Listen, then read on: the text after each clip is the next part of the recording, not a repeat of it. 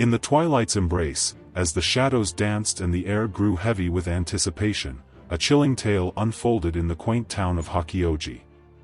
The legend of Kuchisake-onna, the slit-mouthed woman, had haunted the streets for centuries, instilling fear in the hearts of its inhabitants.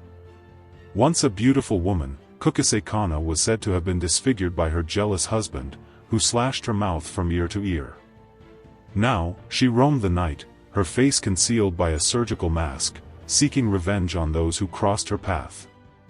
As the moon cast an eerie glow upon the town, a group of teenagers gathered at the local park, their laughter echoing through the darkness.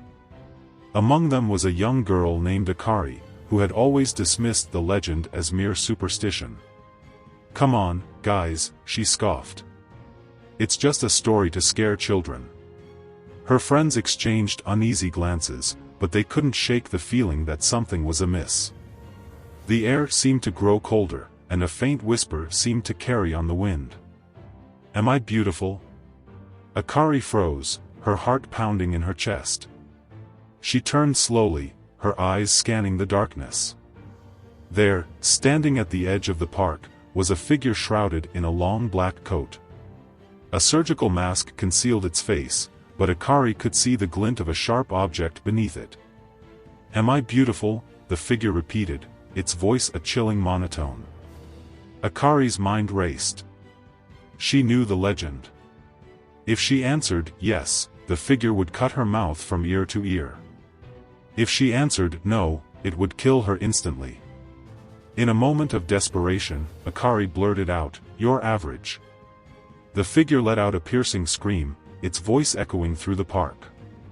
It lunged at Akari, its sharp object glinting in the moonlight. Akari dodged the attack and ran for her life.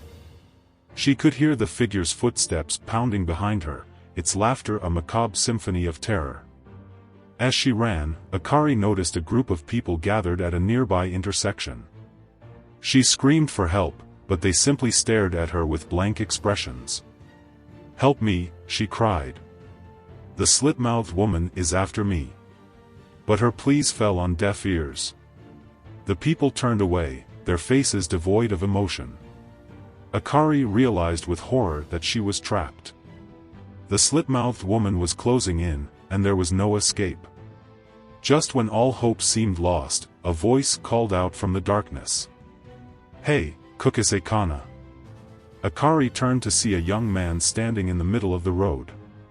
He was holding a baseball bat, and his eyes burned with determination. "Leave her alone," the man shouted. "I'm not afraid of you." The slit-mouthed woman hesitated for a moment, her eyes narrowed in anger. Then, with a guttural growl, she turned and disappeared into the night. Akari collapsed to the ground, her body trembling with fear and relief. The young man rushed to her side and helped her to her feet.